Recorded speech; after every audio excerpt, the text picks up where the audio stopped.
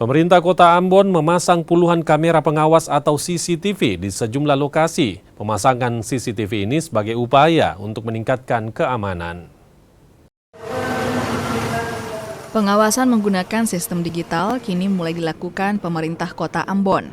Pemkot Ambon memasang puluhan kamera pengawas atau CCTV di sejumlah lokasi. Total ada 27 CCTV yang dipasang di seluruh Kota Ambon. Daerah yang jadi prioritas mulai dari jalur lalu lintas, ruang terbuka publik, pasar, hingga kawasan pembuangan sampah dan sungai. Pemasangan CCTV ini diharapkan bisa meningkatkan pengawasan Kota Ambon. 37 titik ini dia terbagi atas 19 titik itu melakukan pemantauan terhadap lalu lintas. Lalu kemudian pemantauan area publik itu ada 2 titik. Kemudian pemantauan di pasar.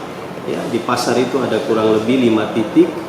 Nah, pemantauan CCTV juga di bak sampah. Sejak dulu itu sasarannya adalah mempermudah pengawasan terhadap aktivitas waktu pembuangan sampah masyarakat. Ya. Nah, itu ada 7 titik. Kemudian juga ada CCTV yang melakukan pemantauan di daerah aliran sungai.